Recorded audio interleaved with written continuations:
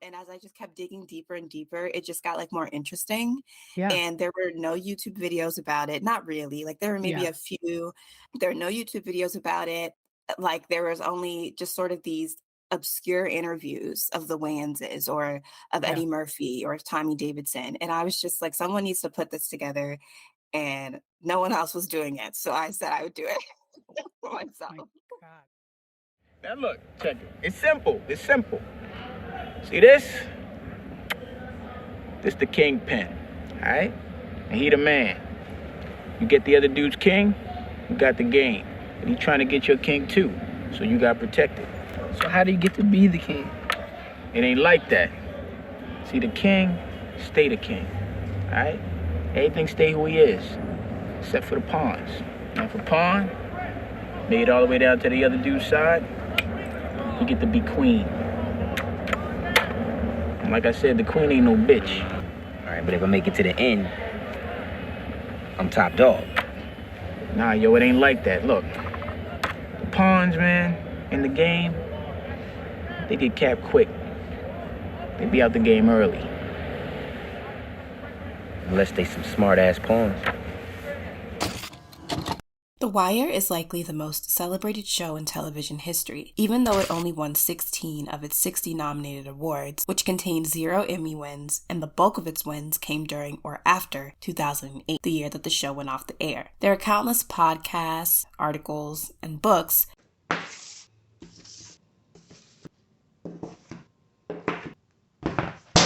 looking back at this show. The number of notable actors who spent time working on The Wire is gargantuan, and I can't name them all here, but they include Idris Elba, Michael K. Williams, Dominic West, Lance Reddick, Michael B. Jordan, Tristan Wilde, Sonia Son, Jamie Hector, Wood Harris, Wendell Pierce, Andre Royo, Method Man, Hassan Johnson, and Michael Hyatt. Oh, Franklin's mom was on The Wire? But before we can talk about The Wire, we have to talk about The Corner, its predecessor, which is also set in Baltimore. And before we can talk about The Corner, we have to talk about Homicide, a monumental police procedural set in Baltimore. And before we talk about Homicide, we have to talk about the mastermind behind this trilogy of connected series, David Simon. And considering the current Writers Guild of America strike, Simon's suspension by HBO, and his subsequent comments, it seems like there's no time like the present. So let's talk about Homicide, The Corner, and David Simon.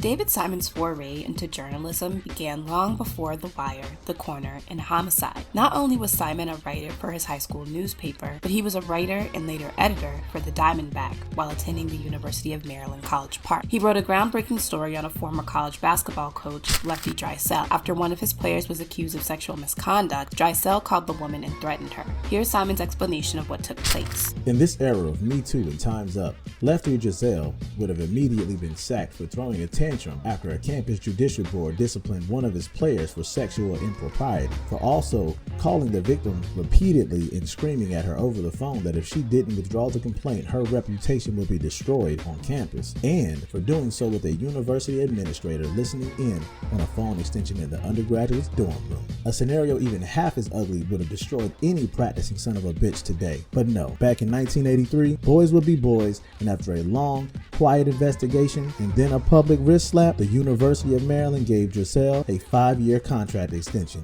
and more money. Despite the school administration's knowledge of Drysdale's conduct, he was not fired, though I did find this archived article that talks about his reprimanding. Drysdale's Wikipedia page doesn't even mention his misconduct. In fact, he retired peacefully in 2003 and was inducted into the College Basketball Hall of Fame in 2007 and the Basketball Hall of Fame in 2018. The handling of the Drysdale incident helped determine Simon's attitude toward his work at The Sun from 1982 to 1995. From that moment forward, I knew my ethos. The world would be the world, corruptions may abide, deceits may prevail, reform may descend to farce. All that may be true, but in the end, I still get to come to the campfire and tell you a story. And if the story is true, if I know most of what I need to know, and if I write it well enough, then okay. The rest of you motherfuckers can never say you didn't know. I'll take that much and run with it. This dedication to unfiltered truth would bode well for Simon and led to a very prosperous writing career. While working at the Baltimore Sun, Simon was primarily a crime reporter, covering police-centered stories, and for the most part, he loved the job.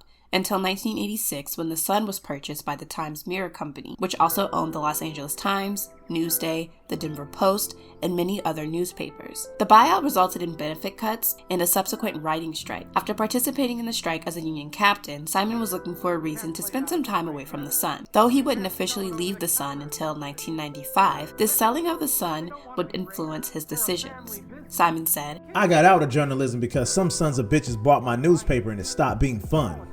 Simon would also say that Times-Mirror discovered that they could make more money with a mediocre paper than they could with a good one. Simon took a leave of absence from the Sun in 1988 to file the Baltimore Police Department's homicide unit. He took direction from something said to him by a Baltimore detective named Bill Lindsay in 1985. I remember back in 85. It was Christmas Eve and about 4 in the morning. I brought a bottle up with me to the homicide unit for a little Christmas cheer. There was this good guy, Bill Lindsay, and he said, "If somebody wrote a book about what goes on during our year in this place, I would read it." Due to his time as a crime reporter, Simon already had some semblance of a relationship with BPD, and after some hounding, they agreed to let him follow their homicide detectives for a year. Though it was Simon's goal to blend in while following the detectives, he got really close with them while working on the book. He said, "I shared with the detectives a year's worth of fast food runs, bar arguments, and station house humor. Even for a trained observer, it was hard to remain aloof." Now, I know I make these videos, but I am not a journalist, so knowing how involved Simon was with his subjects was surprising. Not wrong, just interesting. Nevertheless, forming bonds with his subjects will become a recurring theme for Simon throughout his career, keeping him connected with many of his subjects throughout the years for one reason or another, and led to lots of crossover in properties that he was affiliated with, and also put him in some interesting situations while studying his subjects. In the case of the homicide book, Simon's proximity to the detectives led to him helping to apprehend and search a suspect, and led to the involvement of some of the detectives in both Homicide and The Wire. Using his personal ethos and desire for truth to guide him, Simon decided that the goal of this book would be to show that police work is work, and not necessarily selfless and noble like many were made to believe at the time. Specifically, he wanted to give an accurate portrayal of detectives. Rather than seeking to do the most good, the detectives of the BPD treated their jobs like you or I would treat our jobs. Simon wasn't seeking to discuss whether this was right or wrong, just that it was. The book opens with the accidental murder of Roy Johnson, a nondescript drug dealer. Sergeant J. Landsman makes several jokes when they get to the crime scene and even tamper with his body prior to photos being taken. Johnson was killed on Gold and Edding by one of his workers, who was supposed to protect him and who would plead guilty to murder later. Simon makes it clear that this murder is just one of many for the officers and detectives in question. He also makes sure that the reader knows that the work isn't at all glamorous or altruistic. The story of Roy Johnson's murder is brutal in its simplicity, simple in its brutality, scattered in front of Tom Pellegrini. 15 minutes either way and Pellegrini could have been dispatched to the Gatehouse Drive shooting, where a living victim and a living witness were waiting to give up a murder, and add one more to the list of clearances. Instead, Pellegrini went to Gold and Edding, where a 26-year-old dead man stared up at him with sudden, silent comprehension. Luck of the draw. Simon stressed that clearing cases was the homicide unit's main concern. There's a saying they use in reference to clearing cases. First they're red, then they're green, then they're black. When the cases come in, they're written on the board in red. While working to solve the cases, the detectives would often go into overtime, so green, and when the case was solved, it was rewritten on the board in black. After the cases were cleared, they didn't matter anymore. Consider the fact that a case is regarded to be cleared whether it arrives at the grand jury or not, as long as someone is locked up, whether for a week, or a month, or a lifetime. That murder is down. If the charges are dropped at the arraignment for lack of evidence, if the grand jury refuses to indict, if the prosecutor decides to dismiss the case or place it on the inactive or STEP docket, the murder is nonetheless carried to the books as a solved crime. Remember this when we talk about The Wire. Simon also made sure to stress that the desk work was often just as important as solving the crime itself. Murders come and go in this town, but God forbid you should forget to write the correct mileage on your activity sheet. Or worse yet, forget to note the parking space so that the next man spends 15 minutes walking up and down the headquarters garage. In his dedication to realism, Simon adopts the lexicon of his subjects. For example, red ball murders are considered murders that matter, meaning that they draw a lot of media coverage and political attention. The BPD would always assign more resources to these cases. Another term used is citizen or taxpayer, which refers to those that are not touts, dealers, addicts, or otherwise involved in crime. Remember this lexicon thing when we talk about The Corner, but specifically when we discuss The Wire. Homicide, A Year of Killing on the Streets was published in June of 1991, and the Houghton Mifflin Harcourt publishers saw big potential in Simon's book and wanted to push it as a television series. Based on my experience in publishing, your agent will have a television and/or film rights department that will help pitch your books to studios for you, but this is successful for less than 1% of books. So the fact that Simon was able to do this successfully twice is huge. The show was picked up by NBC in 1993 and featured several characters based on the detectives that Simon followed. For example, Detective Frank Pembleton, portrayed by Andre Braugher, one of the series' most beloved characters, was based on Detective Harry Edgerton, who Simon shadowed during that year in Baltimore. Some detectives would play roles on the show, and others would play roles on The Wire and have fictionalized versions of themselves on The Wire as well. Homicide was also the home of Edward Munch, portrayed by Richard Belzer, who would also be a part of Law & Order in the years to come. In fact, Law & Order and Homicide would have several crossover episodes. Other important characters included Lieutenant Al Jardello, portrayed by the late great Yaphet Kotto, Kay Howard, the only female detective in the homicide unit at the start of the show, Mildred Lewis, Tim Bayliss, Steve Crosetti, Bo Felton, and many others. We'll talk a little more about Howard later. Even though Simon wouldn't be directly involved with the production of the show until season 3, the show operated in a fashion similar to the book. The detectives were focused on solving but mostly clearing cases. When he did get to work with production, Simon would say, "That's like the greatest lie, I think, in dramatic TV is the cop who stands over a body and pulls up the sheet and mutters, damn, and looks down sadly. I mean, to a real homicide detective, it's just a day's work."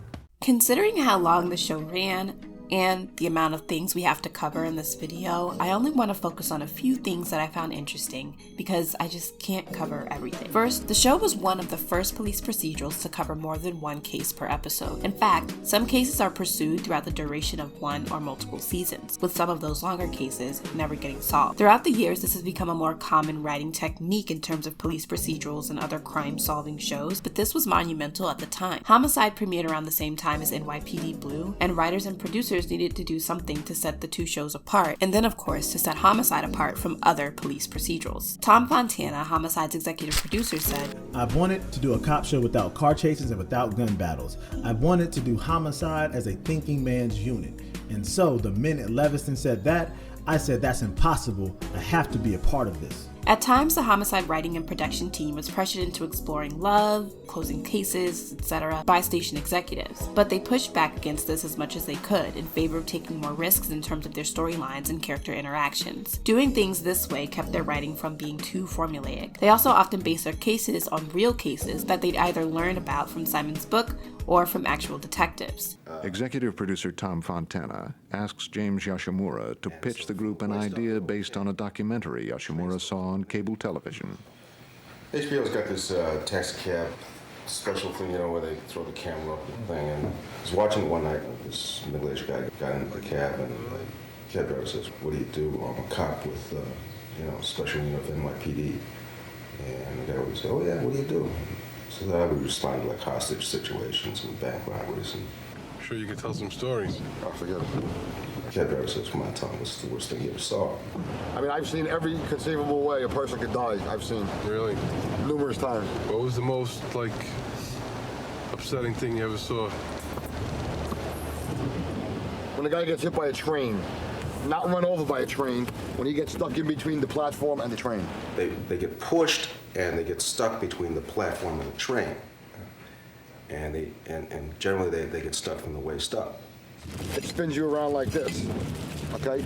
And you're stuck like this. All twisted up. You're all twisted up. Oh, God. Now what happens is, when I push that train off your body, the bottom part of your leg spins back this way, and all your guts fall down, and you die in less than a minute, you're dead. Many cases are actually put into the show almost verbatim to how Simon wrote them in the book. I'll show you an example in a little bit. Due to how quickly and spontaneous the shows were written and filmed, the actors didn't get very much, if any, rehearsal time. This show was also well regarded because of its use of jump cuts to up a scene's intensity, to move through time quickly, or to replay a specific moment. Other than that, the show focused more on realism and even used music very sparingly so that it didn't undercut that realism. The most most unrealistic part of the show, in my opinion, is how quickly the court proceedings move, or how quickly detectives go from investigating a crime to a person being charged and sentenced. But court is mostly boring and menial to the layperson, so I understand. If you want more information about the way filming and editing work for this show, check out Anatomy of a Homicide, a behind-the-scenes documentary on the episode The Accident, though they call it The Subway during production. Here are the two characters from Homicide that I thought were the most interesting, Howard and Pembleton. Kay Howard was the only female detective and the only one not based on one of Simon's real-life associates, based on what I read. According to production, they had to make up the rules for Howard because they didn't know how a female detective would conduct herself in an all-male unit. Tom Fontana, the show's executive producer, even had to fight to keep Howard on the show as executives didn't find her interesting, but she was still written out of the show starting with the 5th season, though she would appear in the Homicide film. Remember Kay Howard when we talk about Shakima Greggs on The Wire. They have some interesting similarities aside from the obvious. Frank Pembleton was one of my favorites to observe in the episodes that I got a chance to watch. I think he's written really well, and there are some interesting aspects to his character. He plays hockey, he's a practicing Catholic, though he has some issues with his religion throughout the show, and he makes it clear that he cares about solving all homicide cases and not just those of redeemable victims. As aforementioned, Pembleton was portrayed by Andre Braugher, who at the time was considered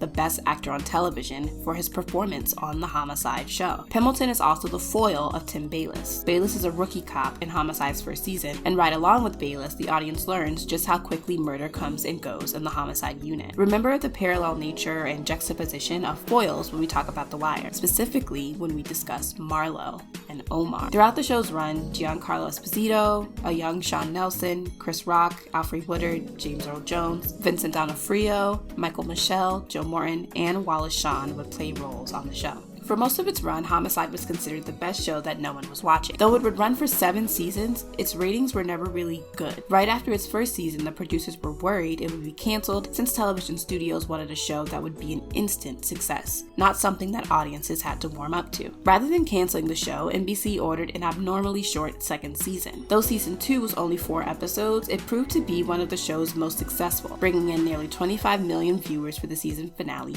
Bop Gun. To put this in perspective, in Living Color, check out my series on Living Color if you haven't seen it, a show that ran from 1990 to 1994, regularly brought in around 20 million viewers per episode during its first 4 seasons. Bop Gun was a special episode for a number of reasons. First, it was the first time that David Simon got to be a part of the show's writing staff. He penned the episode along with his friend, screenwriter and journalist David Mills. The episode starred the late Robin Williams and provides us with one of the show's clearest depictions of the ethics in a homicide unit. Williams' character, Robert Ellison, and his children witness a man callously kill his wife. At the station, Ellison overhears Lewis, Munch, and Felton talking about how much overtime they'll get from working on this case, and they make fun of the way Ellison described the gun used to murder his wife. I asked him to describe the gun. You know what he said? He said it's big. Metal with a hole in it like this. Why is it every civilian says the same thing about a robbery? 3 nondescript yos with a hole in the end of the barrel the size of the Fort McHenry tunnel. I am telling you, I am going to rack up the overtime on this one. Lieutenant Jardello tells Ellison that the detectives, specifically Bo Felton, deal with murders all the time. A few weeks ago, he was working on a father of 4 shot in East Baltimore. After that, a domestic stabbing. After that, a drug shooting in the project where an innocent bystander was killed. Next week, it'll be somebody else. He's not going to feel what you feel. None of us are. To its credit, the show never makes a judgment on the detectives for treating murder cases in a callous manner. Like Simon, the show treats it as an unfortunate truth. According to writer Jason P. Vest, the detectives in Simon's book focused on a case's essential details, rather than becoming emotionally, spiritually, or intellectually invested in a heinous act. Here are a couple of important cases that are covered throughout the show's run. In the very first season, we get the case of Adina Watson, an 11-year-old girl who was sexually assaulted and murdered. The case was important for Detective Tim Bayliss and would be investigated in the show over several episodes and is even brought up in later seasons. It's based on the real case of LaTanya Wallace, an 11-year-old whose rape and murder was never solved by Baltimore homicide detectives and is still discussed to this day. She's referred to as the Angel of Reservoir Hill, and while BPD investigated the murder, they have the full support of the people of Baltimore. This Red Ball case was covered in Simon's book. In season 3, Frank Pembleton has to interrogate a woman named Annabella Wilgus, aka the White Glove Killer. She has dissociative identity disorder, called multiple personality disorder at the time, and during her interrogation for a string of murders, she switches to her alters several times. When she begins begins mimicking everything Pembleton does, he burns himself, and she burns herself as well. Due to this, he's accused of abuse of power, and Wilgus sues the state. They settle out of court for $200,000 and a blow to Pembleton's reputation. Throughout the show's run, it also presented a rather nuanced view of several polarizing topics. For example, in season 3, Joe Morton plays a character named Sam Thorne that attempts to start a gun buyback in order to decrease gun violence in Baltimore, but none of the detectives in the homicide unit are supportive of his initiative. In the very next episode, he's senselessly killed by a gunshot to the back of the head. In that same episode, Model Citizen, there's a storyline about a boy named Lennox who accidentally shot his brother Prescott and lies to the police to cover his tracks. Detective Howard and Munch tried twice to get the gun from Lennox, but he insists that there isn't one. On the second attempt, he tells them he'll give them the gun, but there will be another in the house by the next day. This is something that occurs in the book. In fact, let's look at the show and book side by side so you can see just how close they get the scene. Prescott came in after getting shot. He ran up here. Sorry, I said I was at the bus stop. I lied about that. Hey, Leonard, let's take this one step at a time. Your brother comes running up these stairs, right? Yes. There's no blood on the stairs. What'd you do with the blood? Come on, he comes in here bleeding. There's got to be blood on the stairs in the hall. We cleaned it up. You cleaned it up? Yeah. Where were those? On the bed. We flipped the mattress. What jacket was your brother wearing when he came in? The gray one, right there. No blood, no holes? Quit lying to us, Lennox. You were playing with Prescott's gun. He got shot, you got scared. What gun? I don't know nothing about no gun. Just give us the gun, Lennox. There is no gun. We're not gonna charge you. We just want to get the gun out of the house, okay? There is no gun. I don't have no gun. Fine. When your brother dies, we'll be back to charge you with murder. Where is it? Where's the gun? There ain't no gun. Your brother's in the hospital. He nearly died. Doesn't that mean anything to you? Next time it'll be one of your sisters. Did you live with that? Huh? You don't give a damn about your own life. Think of them. Think of your sister. Think about them. Friggin' think. I want that damn gun. Give me that gun. You want the gun? You want the gun? Yes. You can have the gun. It doesn't matter. There'll just be another one in here by tomorrow. What results is a pretty nuanced discussion about gun control between Munch and Howard. You know what the trouble being a cop is? We got guns floating around like pods during hay fever season. Little guns, big guns, assault weapons. We could arm a third world country with the guns we got right here in Charm City. And you know what? What? It's okay by me. Want to know why it's okay by me? Yeah, why? Because it's in the Bill of Rights. The right to bear arms. You start screwing with the Bill of Rights, you might as well hang a sign on the Statue of Liberty that says, "Welcome to Iran." So what you're saying is people have the right to own guns, they just shouldn't own guns. I'm saying there's no answer, no solution. There's nothing, absolutely nothing we can do about it. There's no point in even trying. Trying is the ultimate act of delusion. Overall, Munch initiates nuanced conversations on a variety of topics, including gun control, abortion, and childcare, and that was just in the seasons that I watched.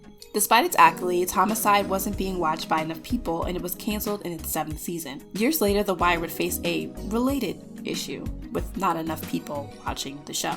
Later on, Homicide, the movie, would come out featuring all of the same actors and several of the same writers. Though Simon wrote the source material for Homicide and was directly involved in the show's writing and production for several seasons, he wasn't completely happy with it. He thought that the show veered away from realism by having the detectives philosophize about their lives aloud too much. He also said, "I have enough to charge, or I don't have enough to charge," or "he's an asshole, or he's not an asshole." That struck me as the difference in the show, between the show and the book, is that the show really was like trying to tackle some great moral question through the use of character, and real life often isn't like that. Simon has a very detailed writing style, likely from his time as a journalist. He introduces a lot of characters and provides as much detail as possible, so sometimes the characters had to speak aloud to fill in the blanks, or the audience would lose much needed context, which explains the philosophizing. We also have to keep in mind the goal of police procedurals themselves. According to Vest, the police procedural represents police power as necessary to preserving social order, claims sympathy for impoverished citizens who live in crime-infested areas, but rarely deals with the institutional, structural, and social reasons that poverty and crime exist, and sees criminals as social deviants who fail to follow civilized rules, not as complex human beings trapped in an unjust system. The goal of police procedurals in general doesn't seem to really align with Simon's goals as a writer and creator, which explains why his next project deviated so drastically from everything that he'd done prior. For his next project, Simon would seek out the help of retired police officer Ed Burns. Simon's editor gave him the idea of observing a single corner in Baltimore, and Simon was able to convince Burns to put off becoming a middle school teacher to work on the book for a year. Simon and Burns chose the corner of Monroe and Fayette in the Franklin Square neighborhood, one of Baltimore's open-air drug markets. Though the corner was pretty much chosen at random, it was also chosen because there was a rather diverse group of addicts that solicited that particular corner. Simon said, "We actually chose the community we did because we wanted the audience to see the white drift from Pigtown and Morrell Park. People from external communities come there to buy, sometimes to fire up, but the drift told you that demand was multicultural." All events described as present day in the book took place in 1993, but Burns and Simon followed the subjects for a total of about 4 years in order to learn their patterns and in some cases to allow the subjects time to expose their own lies. Prior to even beginning to follow their subjects, Burns and Simon had to gain their trust. Burns and Simon spent a lot of time in Franklin Square in an attempt to get people comfortable with their presence. But of course, two middle-aged white guys leaning against a wall and hanging out in the corner looks a little sus. They had to convince the people on the corner that they weren't cops, and they had to convince the cops that they weren't up to anything sneaky. Sometimes, gaining trust also meant overstepping the professional boundaries that press reporters traditionally respect. Burns and Simon say, "We came to this project as reporters, but over time we found ourselves caring more about our subjects than we ever expected. The corner culture and addiction are powerful forces equal to or greater than all the legal barriers and social programming arrayed against them. On Fayette Street, the odds do not change because someone pops up with a notepad and the occasional kindness." Burns and Simon would often interact with their subjects in a variety of ways. For example, sometimes the book will mention the characters taking a hack to a different part of Baltimore or to an appointment, and more often than not, the hack was just Simon or Burns offering to take them where they needed to go. But for the most part, they stayed in the background, even in cases where they felt like they should have intervened. For example, Gary, part of the nuclear family at the center of the story, was jumped once by a few touts, while Simon was present and stood by. They maintained that they personally witnessed 75 to 80% of what was written in the book. Burns and Simon would describe their time following the people on the corner as follows. "Our methodology was simple enough and is best described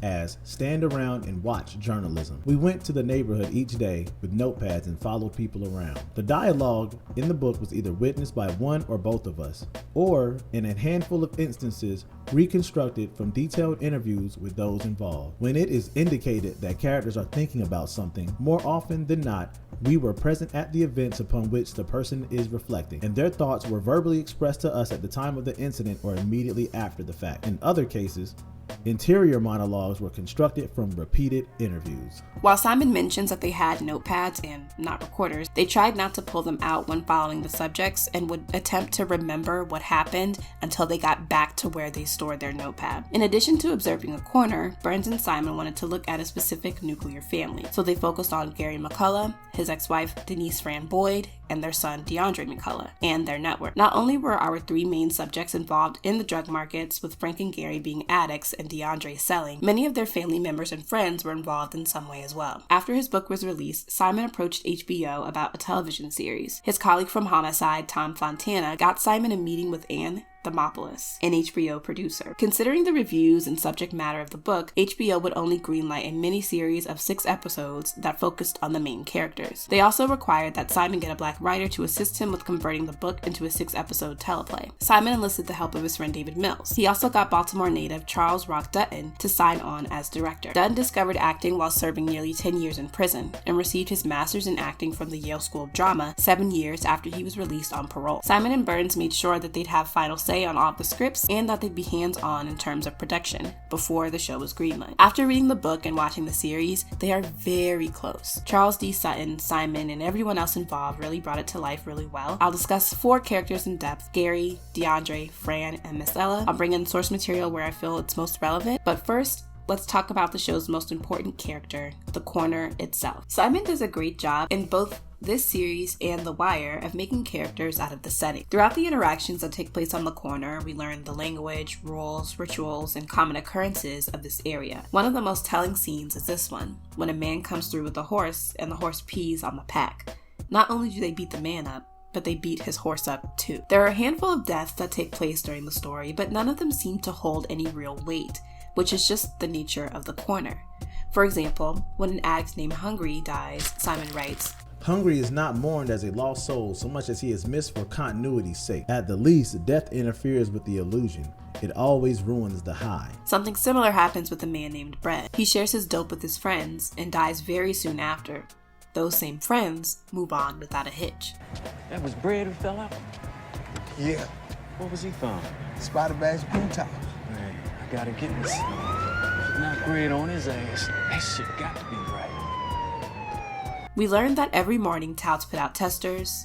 Every day, addicts figure out their caper for the day so that they can get their blast. We learn what it means to get burned, how common it is for police officers to perform jump outs and dicky checks. We learn that in the world of the corner, a child around 10 or 11 years old can become a tout and smoke next to 15 and 16-year-olds, sometimes adults, and it's treated like business as usual. From the map that Burns and Simon provide, you can see just how interconnected everything is in this neighborhood. The Dewdrop Inn, a shooting gallery where Fran, DeAndre, and DeAndre's younger brother Derod stay, is right up the street from Blue Shooting Gallery and right near Gary's childhood home and the house he bought for he, DeAndre, and Fran once upon a time. They are also really close to the rec center, the place that's meant to be a safe haven for the children in this area. All of these things coexist in the same neighborhood. Simon and Burns tell us that there are two rules to the corner.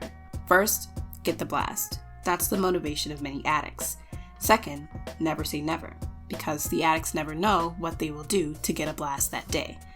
The third implied rule of the corner is that it doesn't matter where you go, the corner is everywhere. At the top of the story, Gary McCullough, portrayed by TK Carter, has been addicted for 4 years. He dropped out of college when Fran got pregnant with DeAndre and decided to spend all of his time working and investing in stocks and learning about real estate. Gary worked 2 or 3 jobs at a time and made sure that Fran and DeAndre didn't want for anything. Fran wasn't really interested in being with Gary, nor did she want to settle down. Though Fran began using prior to the end of their marriage, Gary wouldn't start using until after it ended, and Gary never discussed what exactly pushed him toward drug use in the first place in the show, nor in the book, if I remember correctly. It seems that some blame his addiction on Fran, but it doesn't look like Gary does. Yeah, well, you know, I done messed with these drugs for the longest time. Now, everyone in the neighborhood says things were going very well for you. You worked 2 full-time jobs. Yeah, plus a home development company that I started on the side, yeah. You drove a Mercedes-Benz. Everything was going good. So why'd you start shooting heroin? Want to give me a cigarette? I need a cigarette. Gary's brother Junbei is also an addict. In the very first episode, we get an interview with Gary, and right after, he gets scammed by his girlfriend Ronnie. His arrangement with Ronnie isn't a typical relationship. It essentially means that they depend on each other for dope. They actually don't really like each other and are not attracted to one another either, but it's an arrangement that works for them in most cases. Gary and Ronnie's cousin Tony go on a caper that involves stealing copper pipes and taking them to United Iron and Metal Works. This was a common caper for people in the neighborhood since there were never any questions about where the metal comes from. We'll see this again with Bubbles and Johnny in The Wire. Right from the first episode, Gary talks about his diverse interests and shows the sheer amount of knowledge that he has on a variety of topics. You went to college, didn't you? Yeah. Ohio State. 1 year, and I came back when Fran had Andre. People say you played the stock market. You taught yourself how to invest the money that you were earning. Yeah, I had this account at Charles Schwab up to about like $150,000. Yeah, man, it got so that I could pick the stocks just by looking at the price-earnings ratio. You know what that is? I'm not much on stocks. Let me tell you something. Science to it. In fact, many people on the corner know just how successful Gary used to be and encourage him to get clean on several occasions. In the first episode, Gary's mother sends him to the store for 5 pounds of potatoes and 2 boxes of hamburger helper. You can see that he struggles with whether or not to steal the money or to get the groceries, but he decides to do the right thing. He buys his mom's groceries and goes back home. However, the book actually stresses just how difficult of a decision this was for Gary in a way that the show never could. He stands there for a moment, staring at the bill, watching it burn his palm. The price of admission. He hesitates, his mind taking in the runoff from some rare reservoir of better nature. Something is going on here. something that suddenly seems more important than all the promises he gave no real thought to keeping. He thinks about cutting the order, maybe shave off a nickel. Tell her he got mixed up or just drop the bag in the kitchen while she's upstairs sleeping. It would be nothing to keep 5 and find a hookup with some other short money. He's trapped in the aisle, holding 1 box of hamburger helper, then 2, then 1 again. He looks at the label. The stuff ain't even good for you.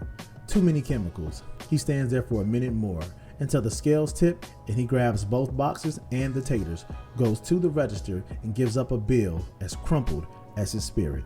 In episode 4, Gary goes to see Schindler's List and goes back to the shooting gallery to tell the others about the film and his thoughts on quitting.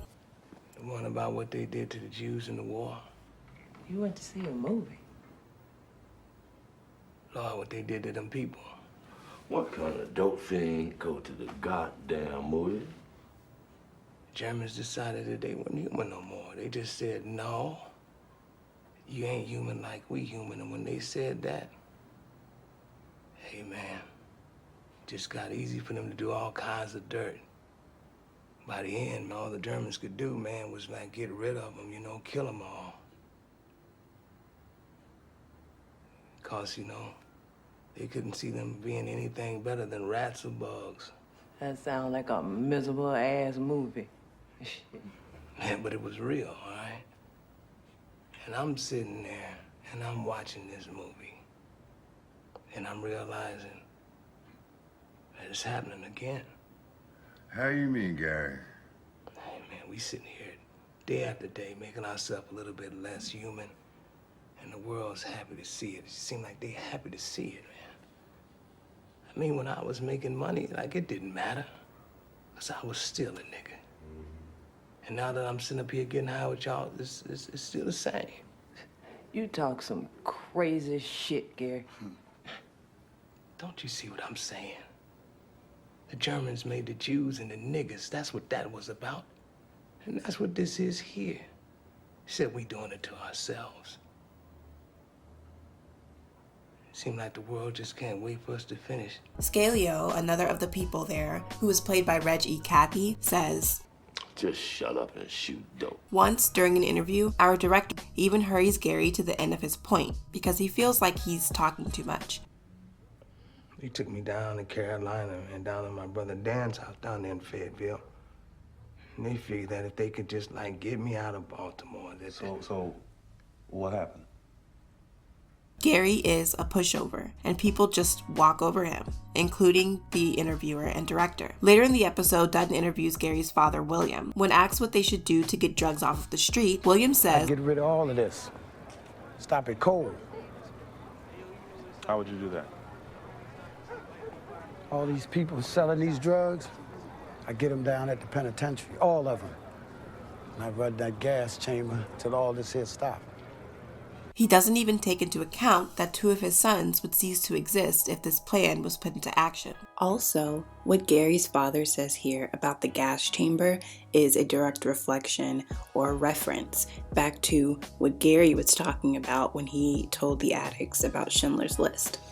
Gary operates with the code in mind, like Omar, and doesn't want to do anything violent and is adverse to crime in general. Knowing this about him, people are constantly playing him. From Fran to Ronnie to his friend Will, who takes Gary's idea of making cars disappear by selling them to United Iron and Metal Works, which allowed the owner of the car to cash in on an insurance claim, aka commit insurance fraud. Though Gary took a stance on violence, he was violent on 2 occasions in the narrative, both related to drug use. Once, prior to using, he smacked Fran because she refused to stop using. Another time, he pushed Ronnie. This is something that Ronnie made him pay for by pressing charges that she later dropped, and making sure that her mother started drama with Gary's mother at the hearing. Though Ronnie admits that she embellished the story about Gary hitting her, the prosecutor says that the charges will remain no matter what. If Ronnie insists that she gave false testimony, Ronnie will be charged. This shows the audience that this is just about numbers for some in the prosecutor's office, just like it is for police officers and detectives. Eventually, the prosecutor asks Gary,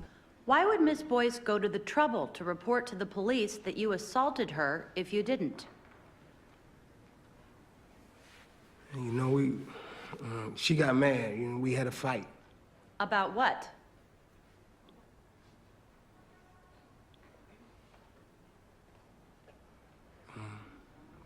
What were you arguing about? Money. How much money? A few dollars. I don't remember. You're saying that Miss Boyce made up a story about you hitting her because of a few dollars? She's completely naive to the lives that Gary, Ronnie, and their associates live. Gary gets a job at a crab house even though he has a seafood allergy and makes it a point to take pride in his work in the hopes of getting hired on full time. Unfortunately, this doesn't work, and when summer comes to an end, he's laid off. Though aspiring is understandable since crab season is over, this work hard, get rewarded myth is something that Simon touches on several times throughout his entire career. Once he said, if you're not smarter than the next guy, if you're not slick or clever, but if you're willing to get up every day and work your ass off and come home and be a citizen and be committed to your family and your job and whoever you work for, there will be a place for you and you won't be betrayed. And I think that has been proven to be a lie. The newspaper that I left just presented the employees who work there with a contract that eliminates 401k contributions toward their pension and asks them for 45% of their medical costs. That notion of if you do what you're supposed to do and you keep your end of the social contract, you won't be betrayed by the institutions that you're working for, that's been proven a lie time and time again. And that's kind of what we want you to feel at the end of this. Eventually, Gary gets some detox meds from a store and he gets clonidine from a doctor. It seems like he really wants to take quitting seriously, but it's understandably difficult. Though he tells the others that clonidine is helping him do less dope, he's lying. This is another place I feel like the show really couldn't illustrate how hard things were for Gary. So here's a bit from the book about Gary and his snake. It's Gary's worst fear. The snake down there sliding through his intestines, growing, gathering strength, pushing its way through the soft organs of his underbelly. For many of the fiends, it isn't even like that. For them, withdrawal is a few days of low-grade flu, a sickness to be dealt with like any other. But for Gary, there's no play in it. The thing is all physical. For him, the very idea of withdrawal is epic because the snake owns every cell, every vein, every organ. In episode 5, Fran urges Gary to make a change and get clean. The real Gary McCullough made several earnest efforts at getting clean. In fact, once after getting burned, he told the kid that sold him the dope that it was garbage, and he got jumped, resulting in loss of vision in one eye, and he began trying to get clean again. At almost a month clean, he returned to the corner and later overdosed in his parents' basement. His brother Junpei was using with him at the time and spent time cleaning the basement and dragging Gary out of the house before calling 911. Gary was deceased upon arrival at the hospital. Burns and Simon wrote that after Gary died, they didn't write a word for months. Fran Boyd, played by Candy Alexander, is an addict. We meet Fran in episode 2. DeAndre is locked up and she immediately goes and gets him out. Fran feels conflicted because she wants DeAndre to stop selling and continue in school, but she's also an addict on a fixed income. She, DeAndre, and Sherrod are living in a shooting gallery, the Dewdrop Inn, with her sister Bunchy and her brother Steve and Steve's son. She goes from telling DeAndre to stop selling to telling him to sell, but to give her half. This shit is not for you. Yeah, I think you're a man, huh? But you're not. You still my child, and this is not for children. Please, come on. Okay, you see what this shit did to your daddy, right? You see where I'm at with it. This ain't no fucking joke. You still got the rest of the package? Yeah, we had just re-up. Now I gotta get rid of all that just to pay Bugsy back. That shit dead, Dre. What you mean? I mean, that shit dead. When you got locked up, the police took your whole stash. Nah, they just took 16. DeAndre, now you gonna put it with the police, okay? You tell Bugsy the police got your whole pack. Then you rebuy that shit as something else and you sell it somewhere else. Now you see? You're still thinking like a little boy. But you just told me you're gonna put me out if I keep slinging. Now you're telling me what you want me to do is put the rest of Bugsy stuff out there? Just give it to me, okay? I take half, and I give you the rest. Fran gets on the wait list at Baltimore Rehab Center and nearly gets caught stealing from the mall when trying to get some toys for Sherrod. DeAndre comes through toward the end of the episode and buys all of the toys for Sherrod, and we'll talk about their relationship in a little bit. In episode 3, we get an interview with Fran at the start. She talks about how she absolutely does her best by DeAndre and Sherrod even though she's an addict. She makes sure that they have a home of some sort. She does her best to keep them in school and to keep them fed. It's clear that there is effort being exerted on Fran's part. She's absolutely hypocritical at times, but she often has the best intentions, and I think that really comes through. In fact, when Fran starts calling weekly to get a bed at the Baltimore Rehab Center, which I'll be calling the BRC, she tells DeAndre about it so that he knows that she's making difficult choices and putting the effort in to change her life, so that he will do the same. What? I've been calling over to BRC.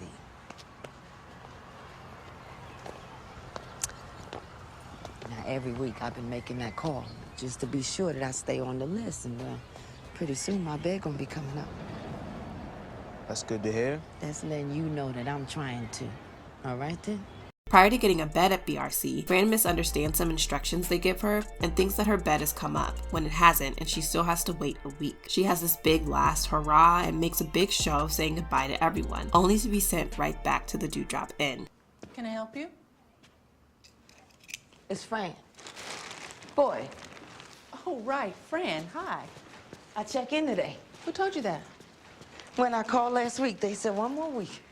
You're at the top of the list, Fran, but we aren't expecting anybody today. They said when... Fran, if they told you that, it was a mistake. Mistake? You goddamn right it was a mistake. Now, they told me to come in last week. They told me to come in here, okay? They told me to come here. I'm just saying, Fran, that it's a misunderstanding. Now, I know we have a bed coming open next week. Wait a minute. How am I supposed to wait? I can't believe this shit. I done told everybody I was gone. I'm sorry, Fran. What am I supposed to tell people, huh? You're at the top of the list. There'll definitely be a bed next week. This is an incredibly crushing moment, not only because another week might be the difference between life and death for Fran, but also because no one is surprised that she's back. DeAndre is the only one that even reacts to her return, which lets us know that Gary's several feeble attempts at getting clean are all too common for the other addicts as well. Eventually, Fran gets a bed at the BRC, and when she gets out, she tells Bunchy that she can't stay at the Dewdrop Inn anymore because she can't be around drugs anymore. After getting her own place with her boys, Fran begins to feel a sort of emptiness. She begins to wonder what her purpose is. She's enrolled in community college courses, but begins falling behind because she doesn't understand the work. And DeAndre and Derod have their own interests and motivations outside of her. She can't go be with her siblings as they're addicted except for her brother Scoogie, and she can't go see her old friends. She feels alone. Save for her children, everyone she cares about or with whom she shares a story is a drug addict. Every one of them, friends, family, acquaintances, stands now as a threat to the fragile idea of recovery. When she left the detox center, it was with a feeling of power, and the 8 weeks since then, it has come to seem little more than an illusion. This causes her to befriend a recovering addict named Marvin, played by Lance Reddick. Marvin starts causing trouble with Derod and DeAndre and starts using in the house. But Fran holds on to him for a while before eventually letting him go. Fran begins to feel like it's not fair that she's struggling so much with getting clean and with getting out of their neighborhood. Why not Marvin? Why not her for that matter? How is it that some people start to stumble and then catch themselves? How does anyone find it possible to tear themselves to shreds time and time again, and then, against any sensible expectation, find strength enough to piece himself back together? In episode 6, Fran is officially using again. In the book, this is more of a slow burn, and Fran intentionally goes to a different corner so that her friends don't find out before going back to Fat Kurt. But in both, Kurt refuses to sell to her and urges her to keep doing the right thing even though it's hard. Where the pink tops at? That young boy that had him earlier, where he at? He's gone. Where? It was 4 o'clock in the morning. He's gone. What you got? Spider bag and black tops. Let me get 1-on-1. You were doing so good. Don't talk shit, Kurt. 1-on-1. Come on with it. Go on home. Goddamn, but you gonna stay in there and act like you forgot how to sell drugs? Where? Go home. Later, Fran goes to an NA meeting to get some new motivation and encouragement to continue working on her sobriety. Later, Fran would go on to work at the Baltimore Recovery Center before being laid off because she didn't have the qualifications. Instead of letting this stop her, she decided to go back to school to gain those qualifications. Around 2007, she married Donnie Andrews. Remember Andrews when we talk about Omar and The Wire. Fran went on to pass in May of 2022 at the age of 65. DeAndre McCullough, played by Sean Nelson, is 15 years old and he sells drugs. In the first episode, episode, we learn that DeAndre is his own man and marches to his own drum, but he absolutely craves a better relationship with his parents. We see this during this basketball scene with Gary. Gary puts the hoop up at the rec center for DeAndre and his friend RC, and then starts to play basketball with DeAndre, but before they really get into it, Ronnie comes along and Gary leaves without a second thought. It's a really sad scene. In episode 2, we learn that DeAndre started selling at 13. In his interview, DeAndre makes it clear that he wants to go back to school and do something with his life. He just looks at selling as a way to get quick money. Though he's missed too much school to be in the correct grade, he believes Rose Davis, the school administrator, will grant him social promotion. The fact that he even knows what this means that it's a common thing for him and his friends. You ever been arrested? Twice. So you've seen jail? No, I got recogs both times.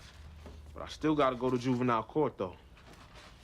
But it's not like that's all I'm about, though, neither. I'm just trying to get some money right now, you know what I'm saying? I'm gonna go back to school this semester, get put back on the roads. What grade are you in? 9th. You're almost 16 and you're only in the 9th grade? I got put out. But if I go back and be cool with it for a while, they give me a social promotion to 10th grade real quick. What's a social promotion? It's when they promote you for being cool with it. We'll see it again in The Wire, in fact. The interviewer asks how DeAndre can sell drugs when they have impacted his family. He says, "You know my father?" Yeah, we talked. So how do you sell drugs knowing where they left him?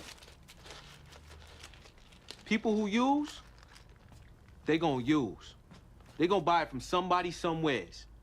Might as well be me. Fran kicks DeAndre out when she figures out he's selling, so he goes back to their old house. But once Gary and Ronnie steal from him a couple of times, he goes back to the Dewdrop Inn with Fran. Later, Fran also steals from him, so the move was all for naught. When DeAndre finally makes his way back to school, he fills in for a classmate by reading a speech at an assembly. And when we allow freedom to ring, when we let it ring from every village and every hamlet, from every state and every city, we will be able to speed up that day when all of God's children, black men and white men, Jews and Gentiles, Protestants and Catholics, will be able to join hands and sing in the words of that old Negro spiritual. Both he and his teacher see that he kind of has a natural talent for speaking, and he eventually competes in an oratory contest. It's kind of clear that he didn't know what the contest would be like and just phoned it in, but he enjoyed himself and even said he could win the contest if he wanted to. Brendan Simon Wright.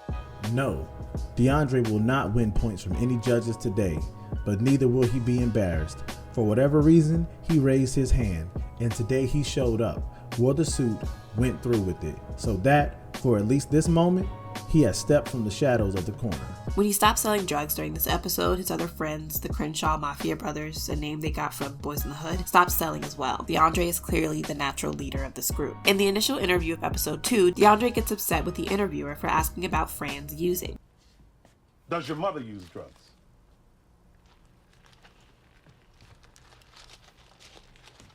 Look, I didn't mean anything by it. This is just a hunch, but I feel like he did that because of how complicated their relationship is. He very clearly blames her for his father's drug addiction, but he's also more protective of her than he is of Gary. And you who was doing so good. What don't you think about doing good sometimes, huh? Maybe if you detox, you could get back with my father and everything could be just like it was.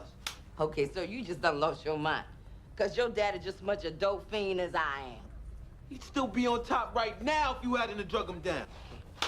You know what? Gary McCullough is a grown man. And he made the choice to be out there doing what he doing.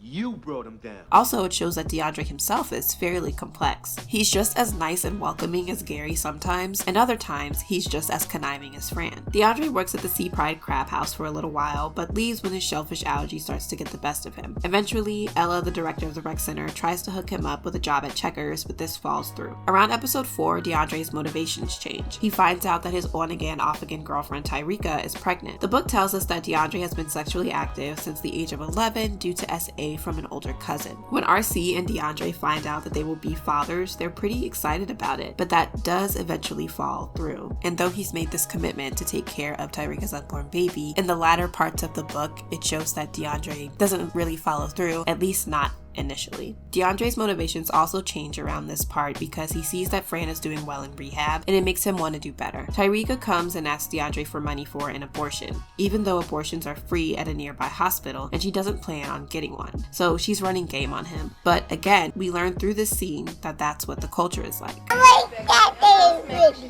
Some people use God as their higher power, as far as getting in the church, but I use my kids as my higher power, and I know if I'm not there for them, they're going to turn out like I did, so I just do my best and be the best person I can, and hopefully things will work out. In episode 5, DeAndre leaves Miss Ella's rec league team because he refuses to pay the swear fines that the referees impose, but in the book, it's because Pumpkin, an addict, is their coach and makes them pay to attend practice so that he and his assistant coach can get a blast. Miss Ella then tells DeAndre that he is wrong for cursing out the referees and that he's afraid of effort, but Burns and Simon make sure to discuss just how difficult it was for DeAndre to get up and make good decisions every day. But that's the way the outside world can afford to view it, as if the same free will that makes life worth living elsewhere can strut down to Mountain Fayette without getting his ass beat bloody.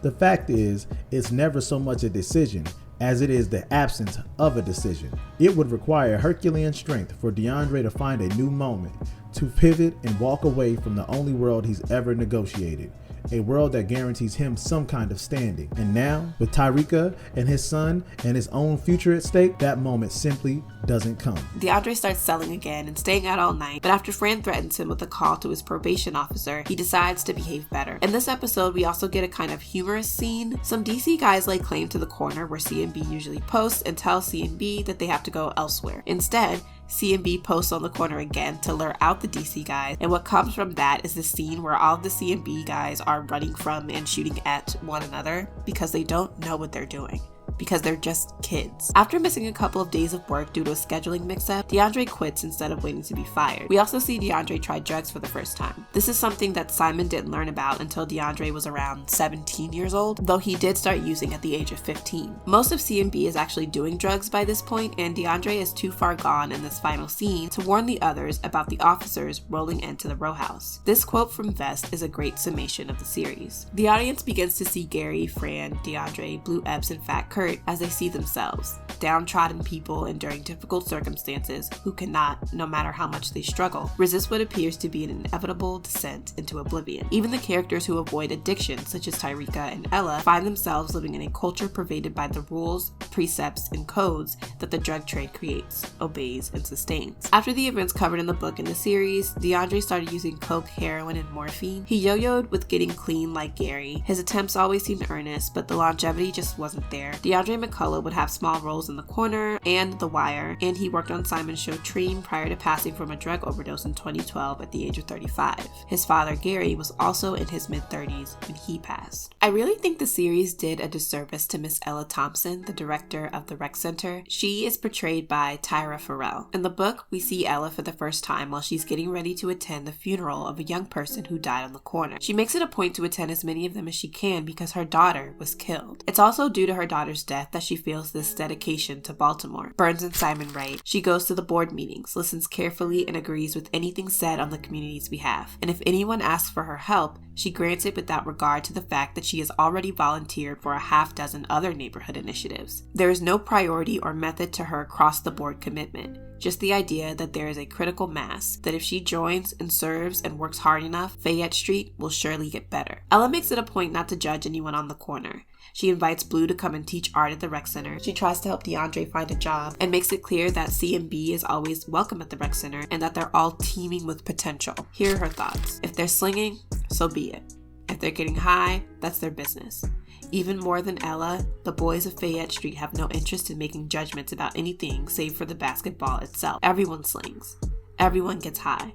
And at this point, if Fat Kurt himself came into the gym, shouted them into submission, then showed them how to win a basketball game, they'd probably run for Kurt. There's also a scene where she approaches Fat Kurt on the corner and asks if they can pause what they're doing when she walks her kids through the area. In the book, Ella gets the attention and obedience of everyone on the corner without anyone else's help. She was just sort of that important to this community at the time. Many of the people that Simon and Burns interviewed for the book would make cameos in the series, including DeAndre, Fran, Blue, Deontay, which is DeAndre and Tyrika's son, Tyrika, and Ronnie. Some of them also went on to do very well for themselves, with Derad becoming a firefighter and Tyrika graduating from college. Prior to her death, Miss Ella went on to work with an organization called Kids Grow in a similar role. Fran and Blue went on to become drug counselors. The end of the corner is hopeful in a sense. Tyrika, Blue, DeAndre, and Fran get together with Charles S. Dutton and they discuss their hopes for the series. And after learning their stories, it just feels good to see their faces as we wrap things up. Blue would pass around 2009 from complications with liver failure. Miss Ella would pass from a heart attack prior to the series being filmed. This fund was actually set up in Miss Ella's honor after she passed, and the Wire production crew would actually be instrumental in raising funds for this project, and we'll talk about that a little bit more when we talk about The Wire. Fat Kurt would pass from liver failure, and Rita, the doctor from Blue's shooting gallery, would also pass due to the infections from the gangrene in her arms. Many of the others that Burns and Simon followed would pass in the years following the book's publication, including DeAndre's cousin Dinky, who was killed at 17, and his good friend RC. As of 2023, I believe the only person who Burns and Simon followed that is still alive is Tyrika Freeman, though Derad and Deontay are also alive, and I believe they're doing well. The rec center is still open, but it seems to operate under a different name,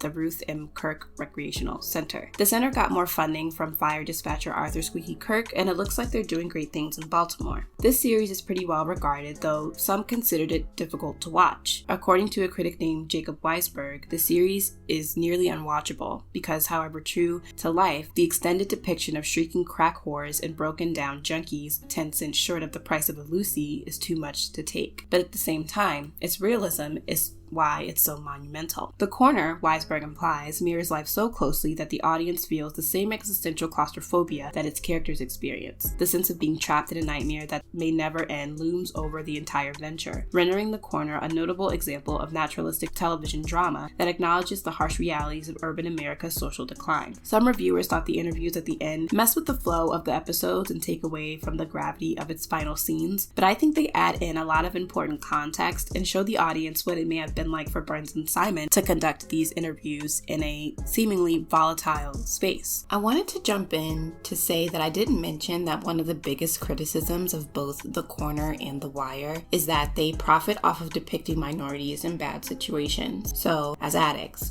dealers, thugs, corrupt politicians, etc. I haven't spoken to anyone from Baltimore about the show. I'm still working on that, but I think that this argument is missing a lot of nuance. But I also think that there is some truth to it. Though I don't want to go too deep into this until we actually talk about The Wire, I wanted to let you know that it's on my mind, so I haven't forgotten about it. Similarly, I didn't get into much about the history of Baltimore and the war on drugs in this video because that's also something I wanted to save for The Wire. In each of his books, Simon makes sure to give us a lot of context. He talks about how the McCulloughs, so the paternal side of Gary's family, got to Maryland from the South, for example, and puts a lot of that into context.